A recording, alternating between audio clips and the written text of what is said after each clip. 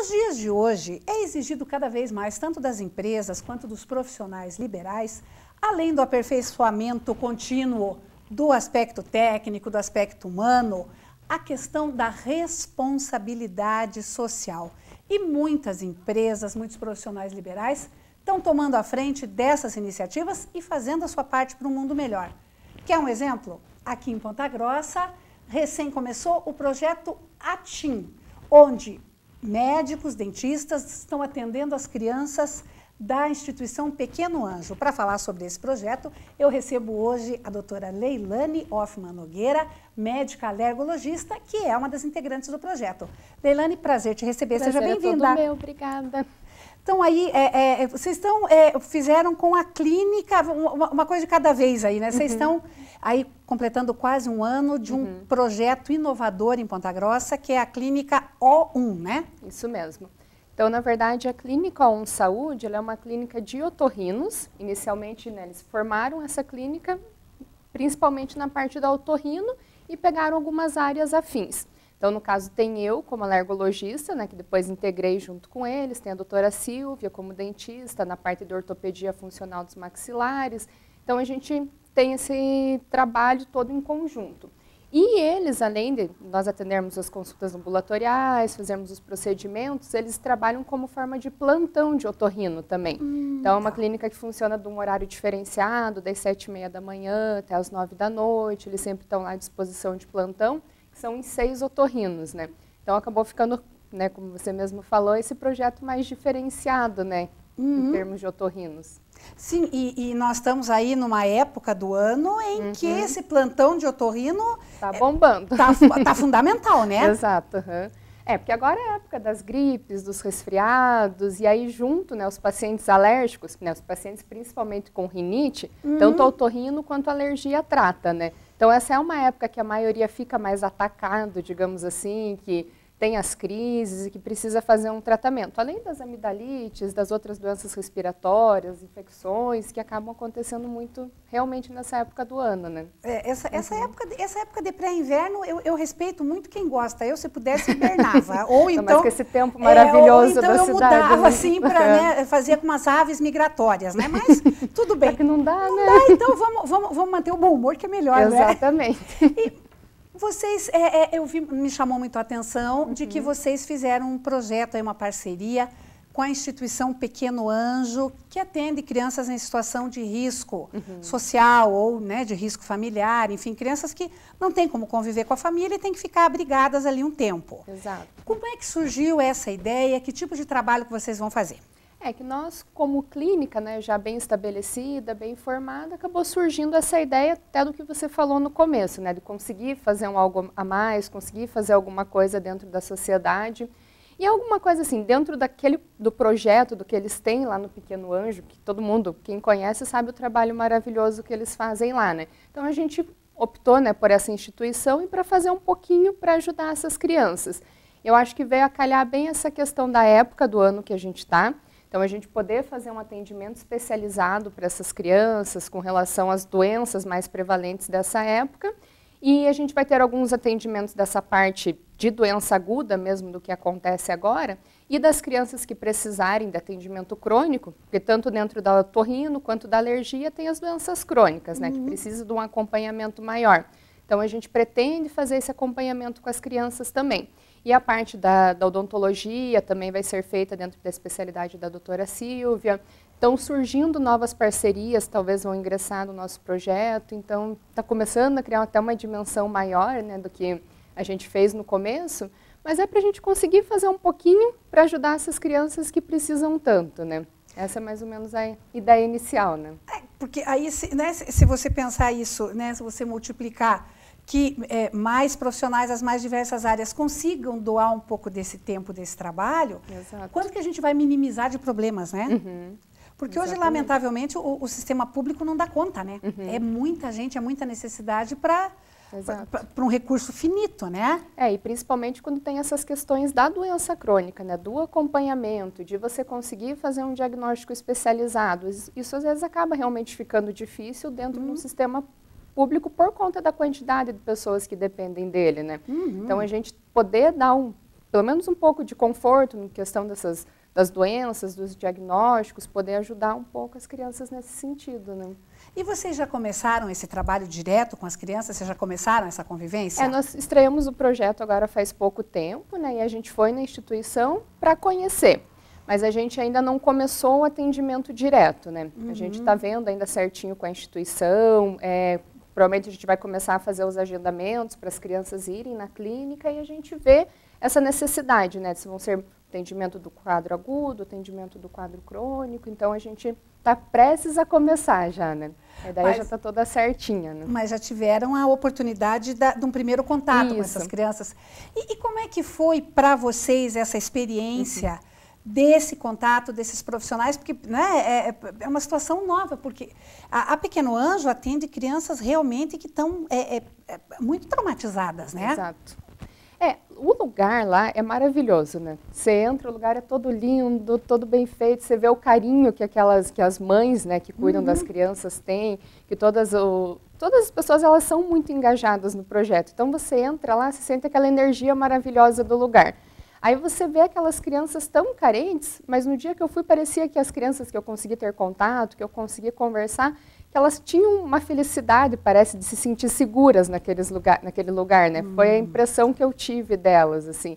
E assim, muitas crianças vieram conversar, carinhosas, vieram abraçar, interagiram. Então, é uma experiência muito bonita, né? Eu acho que a gente poder ter esse contato próximo com elas vai ser, com certeza, muito mais gratificante, né, e muito mais interessante para a gente, assim, para crescer como profissional, crescer como ser humano, né, que é o mais importante de tudo, né. Mas foi realmente uma experiência muito legal no primeiro momento, né. Tenho certeza que vai ser melhor ainda, né. E você falou que estão juntando novos parceiros, Leilane. Daqui a pouco isso pode tomar uma dimensão assim maior do que vocês estão imaginando. Por exemplo, eu já estou viajando aí, né, de mais instituições, mais profissionais, mais atendimentos. Você acha que isso pode virar uma rede? Eu acho que com certeza poderia, né? Eu acho que a partir do momento que começam a surgir outras pessoas, a gente vê que é um trabalho que tem um resultado muito legal, com certeza, né, a gente tendo possibilidade, tentar até expandir esse projeto, né? Como você falou, não sabemos exatamente como, né? Mas com certeza é uma possibilidade muito legal. E agora, essa época que você falou, que está super movimentado, eu acho que a coisa mais difícil que uma pessoa tem hoje em dia para arranjar, para doar, é tempo, né? Depende de uma organização bem, de uma priorização mesmo na agenda, né? Como é que vocês estão fazendo isso? Tem que fazer, como você falou, tentar organizar, né? Reservar um espaço mesmo na agenda lotada, deixar aquele espaço bloqueado que vai ser para esse atendimento. Então, deixar o espaço bloqueado para ir na instituição. É tudo questão de organização, né? Você botar alguma coisa como prioridade e em cima daquilo você conseguir se organizar dentro dos compromissos, dentro dos horários mais cheios, né? E você excepcionalmente também, né, entre todos os profissionais, tem ainda uma demanda maior, porque na tua área de especialização, Ponta Grossa tem pouquíssimos profissionais, né? Exato. Alergologia e imunologia. Imunologia, isso mesmo. E eu acho que, aproveitando explorar você, hoje em dia o mundo está muito mais alérgico ou o diagnóstico que melhorou? Eu acho que um pouco dos dois. Eu acho que tem muitas coisas que a gente ainda não explica, né? Então, eles já viram que a incidência de alergia ao longo do tempo está aumentando cada vez mais, o tipo das alergias estão mudando, as alergias que antes resolviam mais rápido, agora elas estão ficando mais persistentes ao longo da idade, do avanço das pessoas, e a gente não sabe exatamente por quê, né? Tem várias teorias, então eles falam, por exemplo, a teoria da higiene, a pessoa que, o bebê, a criança que é muito limpinha, não se suja, não pega infecção, aí o sistema imunológico dela não combate uma infecção, ele vira para o lado da alergia. Isso é uma teoria, por exemplo. Tá. E a gente não sabe, né, o quanto que a nossa alimentação, quanto que as coisas que a gente entra em contato, quanto que a nossa genética fica sendo modificada, por isso, quanto que isso influencia no aumento da incidência das alergias, né? Mas a gente tem tido cada vez mais contato com poluentes, com substâncias alergênicas, como eu falei já da alimentação, que tem sido cada vez, a gente não sabe exatamente o que a gente come, então, com certeza. E a parte do diagnóstico também está cada vez avançando mais, né?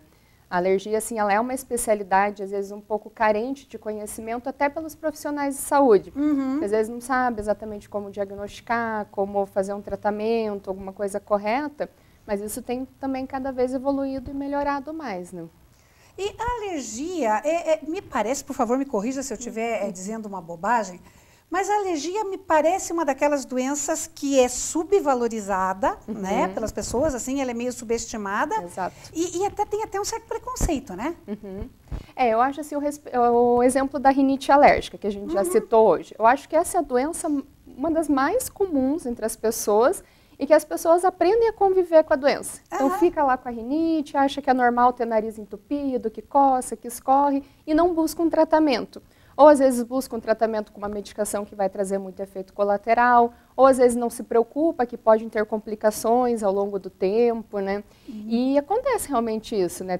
Ou então alergias de pele, né? Se a pessoa às vezes tem algum preconceito com a doença, às vezes não entender que aquilo faz parte dela. Eu acho que essa subvalorização da especialidade é uma coisa que a gente tem tentado lutar contra, né? Nós especialistas, mas que ainda acontece muito. E muita gente diz, alergia não é nada. Exato, uma coceirinha. Uma coceirinha. Só que a alergia pode ser uma coisa muito grave. Com certeza. Isso aí você morre com isso, mas não morre disso. Não, alergia, você pode morrer disso, inclusive, né? Super bem pode, rápido. Né? Exato, porque a gente tem o exemplo da anafilaxia, né? Que é a nossa alergia mais grave, mais dramática de todas, né? E pode acontecer isso. O desfecho dela pode ser justamente uma pessoa morrer de um quadro alérgico.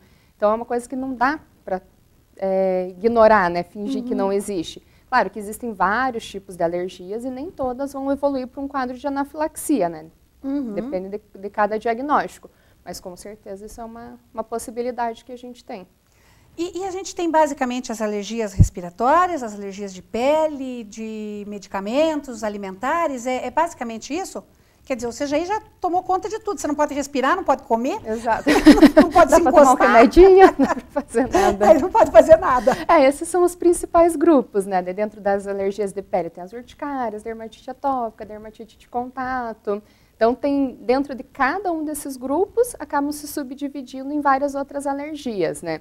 E aí a gente tem a parte da imunologia, que são os problemas de imunidade. São as doenças que fazem as pessoas pegarem mais infecções, que também podem levar a quadros graves também.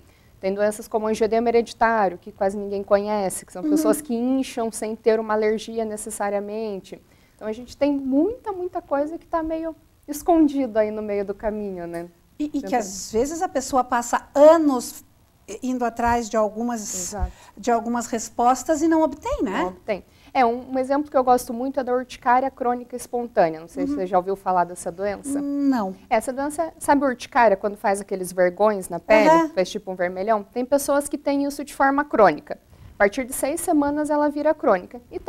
E ela fica anos tentando achar que isso é uma alergia, que é alguma coisa que come, alguma coisa que entra em contato. E no fim, essa doença ela não é uma alergia. Ela é uma desregulação do sistema imunológico que faz ter essas lesões na pele. Então, a pessoa não precisa deixar de comer nada, não precisa deixar de entrar em contato com nada, e existe tratamento para essa doença.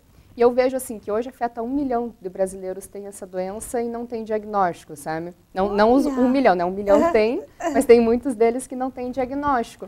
E que ficam, às vezes, lutando e correndo atrás e não consegue fazer um tratamento adequado, né? Gente, que loucura! E quando que é a hora que você precisa procurar um profissional a respeito de alergia? Quando que você tem aí uma indicação de que, olha, peraí, a coisa agora ficou complicada? Aí sempre depende do tipo de alergia, né? Eu acho que com certeza qualquer coisa que está fora do normal, o paciente tem que procurar um profissional para conseguir um diagnóstico disso. Aí muitas vezes o paciente vai ou num clínico geral, vai no plantão, se é uma coisa limitada, aquilo vai resolver. Agora, se é uma coisa que persiste, ou então ele quer um diagnóstico mais preciso do que está acontecendo com ele, aí tem que sempre procurar, né? Tanto para ver se é uma coisa que vai ficar ali, ou uma coisa que vai persistir e vai precisar de um tratamento mais a longo prazo, né? E é correto dizer que a alergia não tem cura? Depende da alergia, né? Agora tem cura? Opa, isso é uma coisa boa. Algumas curinhas. Agora, há uma luz no fim do túnel. É que assim, a gente tem a imunoterapia, que é a vacina de alergia que a gente fala, que serve para alguns casos, que é para rinite alérgica, conjuntivite alérgica, para asma, hoje em dia faz para dermatite atópica, para picada de inseto, né, de himenópteros, que a gente fala, aquelas reações graves que fazem anafilaxia. Então, existe esse tratamento, que é um tratamento parecido com uma cura, assim, que pode buscar algo no sentido. Mas tem alergias que melhoram ao longo do tempo, e tem alergias que, por exemplo, urticária crônica espontânea, que com a medicação você fica sem ter os sintomas, né? Mas aí depende de um tratamento crônico, né, por exemplo. E outros você vai ter que o resto da vida se abster, vai ter que tratar na base da abstinência. Algumas alergias, por exemplo, quem é alérgico a camarão nunca vai poder comer camarão, não adianta, o camarão né? não adianta, esse tem que evitar mesmo, né? Para alguns alimentos, a gente tem hoje em dia tratamentos mais avançados para conseguir deixar de ser alérgico, né, em alergias mais persistentes, mas são mais para alimentos essenciais, por exemplo, o leite, o ovo, existem alguns tipos de tratamento. Mas o camarão até existe, mas não, dentro da prática não é viável, então tem que realmente fazer a exclusão, orientar a família, orientar, sempre perguntar quando vai em restaurante, quando vai nos lugares, para poder ter uma vida social, né? Que também não dá para ficar em casa de medo de entrar em contato com o que causa alergia, né? Exatamente, tem que viver, né? Exato, que é o mais importante. Muito obrigada, adorei Obrigada a nossa você. conversa e já fica o convite aqui para uma nova entrevista, para a gente entrar em mais detalhes aí, para ajudar mais pessoas a se identificarem, às vezes, com essas questões de saúde, que tão na dúvida sobre o que está acontecendo. Prazer te conhecer. Prazer foi meu. Parabéns pelo trabalho no Pequeno Anjo. Obrigada. Obrigada. No próximo bloco, a gente vai falar sobre arte, uma peça de teatro aqui de Ponta Grossa que está ganhando o estado. É um instante só e eu já volto. Não saia daí.